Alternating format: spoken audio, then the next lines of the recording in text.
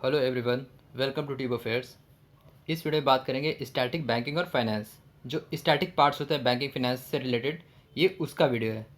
ये video series का 7th part है। 6 पार्ट पहले आए थे, उसका एक प्लेलिस्ट है, उसे आप एक बार ज़रूर देखिए। किसी भी एग्ज़ाम के लिए इंपॉर्टेंट रहेगा, बैंकिंग एग्ज़ाम के लिए।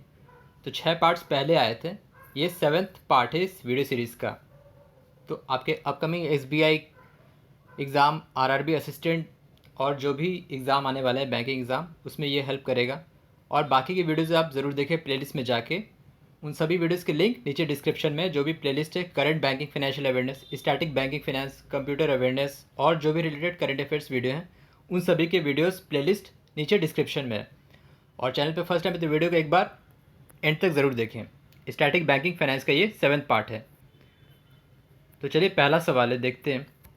MDR is a fee charged from a merchant by a bank for accepting payments from customers through credit and debit cards in their establishment. What is MDR stands for? MDR का full form क्या होता है?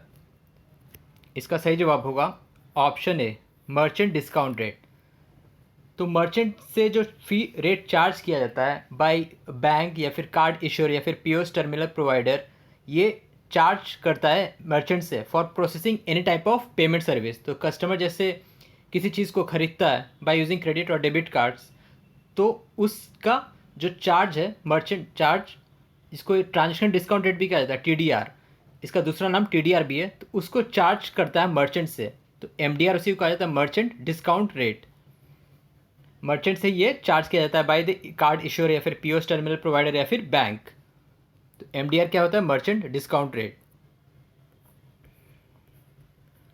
दूसरा सवाल है, a tax exempt bond issued by federally qualified organization or by municipalities for the development of brownfield sites. तो question को इस तरीके से फ्रेम किया गया ताकि थोड़ा कन्फ्यूजन हो। तो म्यूनसिपैलिटीज़ जो ब्राउनफील्ड साइट जैसे हो गया इंडस्ट्रियल पर्पज़ के लिए, तो उसको कौन सा बॉन्ड कहा जाता है? टैक्स एक्सेम्प्टेड बॉन्ड, जिस पर टैक्स नहीं लगता है, इसको कहा जाता है ग्रीन बॉन्ड। तो ग्रीन बॉन्ड जनरली ये होता है क्लाइमेट और एनवायरनमेंट प्रोजेक्ट्स के लिए एक तरह का फिक्स्ड इनकम इंस्ट्रूमेंट है that is raised to money for climate and environment projects, और इंडस्ट्रियल पर्पज़ के लिए ये लिया जाता है ग्रीन बॉन्ड बाय म्यूनसिपैलिटीज़। ठीक है।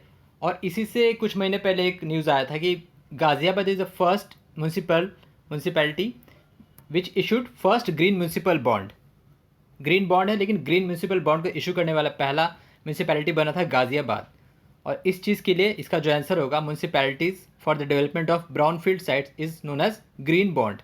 क्लाइमेट और एनवायरनमेंट प्रोजेक्ट्स के लिए ग्रीन बॉन्ड लिया जाता है, जो कि टैक्स जिस पे नहीं रखता है। Elephant bond is related to which sector? Elephant bond किस सेक्टर से रिलेटेड है? इसका सही जवाब होगा ऑप्शन सी, इंफ्रास्ट्रक्चर।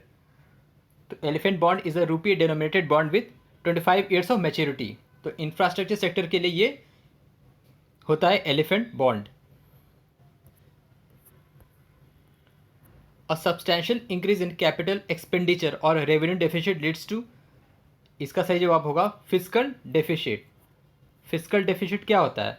जबकि सरकार का एक्सपेंडिचर रेवेन्यू से ज़्यादा हो जाए उस पर्टिकुलर बजट ईयर में, वित्त वर्ष में। ठीक है। When the shortfall in government income is called fiscal deficit.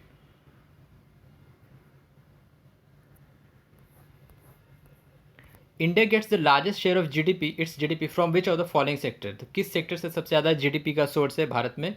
कौन सा सेक्टर? इसका सही जवाब होगा ऑप्शन बी, सर्विस सेक्टर, जिसको टर्शियरी सेक्टर भी कहते हैं। 3 सेक्टर होता है, प्राइमरी सेक्टर, सेकेंडरी सेक्टर और टर्शियरी सेक्टर। तो इसका जो ये है कितना है, लगभग 53.8% GDP कंट्रीब्यूशन रहता है सर्विस सेक्टर का। सेकेंडरी सेक्टर का रहता है 24.2 और प्राइमरी सेक्टर का रहता है 21.8। एग्रीकल्चर जो आता है वो प्राइमरी सेक्टर में आता है। तो प्राइमरी सेक्टर में सबसे ज़्यादा कंट्रीब्यूशन रहता है एग्रीकल्चर का, और service sector total largest contribution to the GDP, जिसमें आपका बैंकिंग फाइनेंस हो गया, ट्रांसपोर्टेशन हो गया, हॉस्पिटैलिटी हो गया, एजुकेशन हो गया, बिजनेस हो गया, ये सब सर्विस सेक्टर में आते हैं। तो इसका कंट्रीब्यूशन जो है 53.8% है to the share of GDP। How many deputy governors are there in RBI? RBI में टोटल कितने डेप्टी गवर्नर्स होते हैं? इसका सही जवाब होगा option C, 4। So there are 4 deputy governors in the RBI.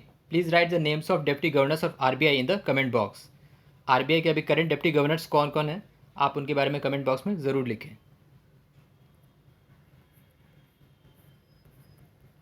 The share of the concern state government in the capital of regional rural bank, क्षेत्रीय ग्रामीण बैंक में जो राज्य सरकार का कॉन्ट्रीब्यूशन परसेंटेज शेयर कितना रहता है. इसका सही जवाब होगा ऑप्शन डी 15%. तो 50% रहता है सेंट्रल गवर्नमेंट का, 35% रहता है स्पॉन्सर बैंक का और 15% रहता है आपका किसका, स्टेट गवर्नमेंट का. तो ये डिवाइडेड रहता है percentage in the capital of regional rural bank. The term bootstrapping is often associated with, bootstrapping किस चीज़ से रिलेटेड है, ये कंप्यूटर से भी रिलेटेड है और इकोनॉमिकली ये किस चीज़ से रिलेटेड है. इसका सही जवाब होगा ऑप्शन है startups.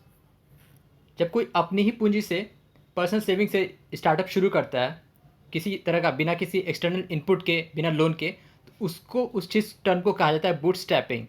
Bootstrapping with related to startups.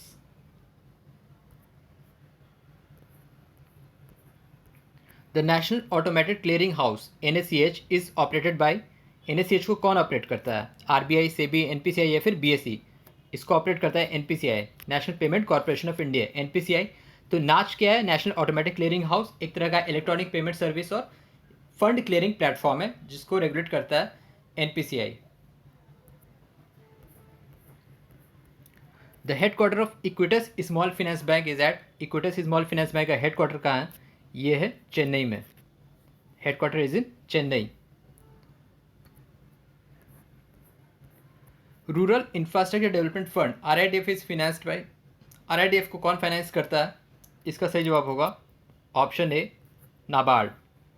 National bank of agriculture ने रूरल डेवलपमेंट नाबार्ड. RIDF जो हर राज्य को देता है कि इंफ्रास्ट्रक्चर प्रोजेक्ट्स के लिए फंडिंग करता है वो होता है RIDF. नाबार्ड का स्थापना वर्ष है 12 जुलाई 1982. हेडक्वार्टर है मुंबई में और इसके चेयरमैन कौन है, GR चिंताला. गोविंद राजू चिंताला इसके चेयरमैन हैं.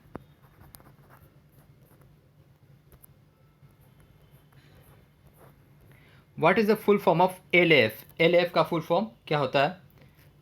इसका सही जवाब होगा option B liquidity adjustment facility. LAF ये एक तरह का मॉनेटरी पॉलिसी टूल है जो कि RBI के द्वारा अप्लाई किया जाता है. It allows bank to borrow money through repurchase agreement, repo repurchase agreement के थ्रू बैंक बोरो करता है मनी और ये RBI के द्वारा लगाया जाता है. एक तरह का मॉनेटरी पॉलिसी टूल है LAF, लिक्विडिटी एडजस्टमेंट फैसिलिटी.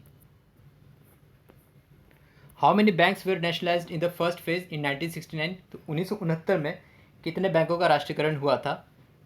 इसका सही जवाब होगा ऑप्शन डी कुल 14 बैंकों का नेशनलाइजेशन हुआ था 1969 में.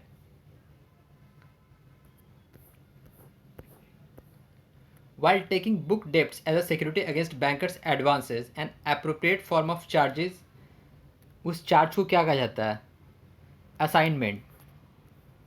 असाइनमेंट क्या हो गया, जबकि दो पार्टीज के बीच का एक एग्रीमेंट होता है. ठीक है, जब एक पार्टी अपना कोई ओनरशिप या फिर राइट्स किसी दूसरे पार्टी को दे देता है उसको कहते हैं एग्रीमेंट. एक तरह का बुक डेप्ट सिक्योरिटी अगेंस्ट बैंकर्स एडवांस, उसको कहते हैं असाइनमेंट.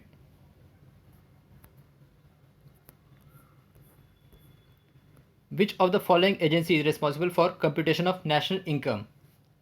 नेशनल इनकम को कौन कंप्यूट करता है, ये करता है CSO, सेंट्रल स्टैटिस्टिक ऑफिस, जो कि मिनिस्ट्री ऑफ स्टैटिस्टिक्स और प्रोग्राम के अंडर आता है. CSO कंप्यूट करता है national income.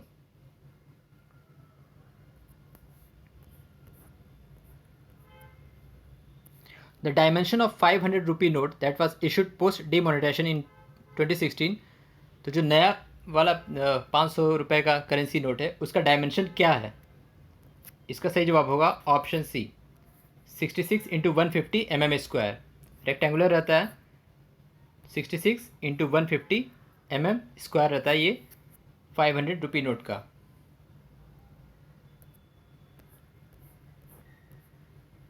Which public sector bank has the highest number of overseas branches globally till date, तो किस बैंक का सबसे ज़्यादा ओवरसीज ब्रांचेज है अभी तक.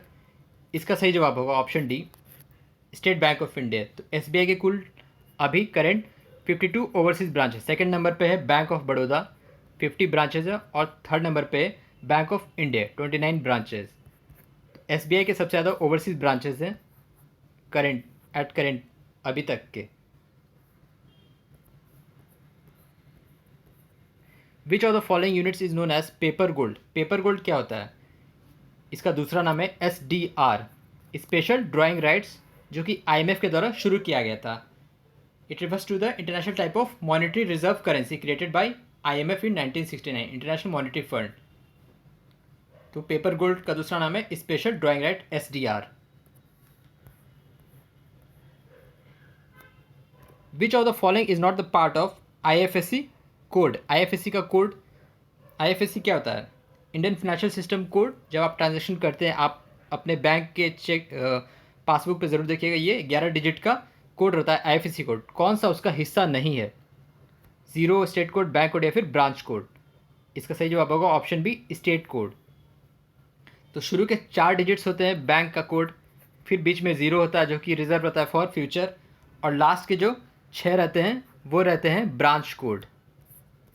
ठीक है, तो बैंक कोड, ज़ीरो और ब्रांच कोड, तो ये रहता है। IFSC code, Indian financial system code, 11 digit का कोड रहता है। तो इसमें इसका हिस्सा स्टेट कोड नहीं रहता है, ज़ीरो, बैंक कोड और ब्रांच कोड रहता है इसका हिस्सा। The first ATM in India was setup by which bank. तो भारत में पहला ATM कौन से बैंक ने सेटअप किया था? इसका सही जवाब होगा option C, HSBC bank. Hong Kong and Shanghai bank corporation HSBC bank ने पहला ATM 1987 में मुंबई में इस्टेब्लिश किया था। बढ़ती का नाम जिंदगी is the tagline of which bank. किस बैंक का टैगलाइन है बढ़ती का नाम जिंदगी? ये टैगलाइन है एक्सिस बैंक का। So Axis bank tagline is the बढ़ती का नाम जिंदगी। तो ये वीडियो था स्टैटिक बैंकिंग फाइनेंस का। आप पहले के जो 6 वीडियोज़ है उसे एक बार ज़रूर देख लें, वो बहुत हेल्प करेगा आपके अपकमिंग एग्ज़ाम्स के लिए। और आप बाकी के वीडियोज़ भी ज़रूर देखें जो प्लेलिस्ट में है, रिसेंट बैंकिंग फाइनेंशियल अवेयरनेस और जो भी स्टैटिक बैंकिंग के बाकी parts. So thank you very much for watching the video. Thank you.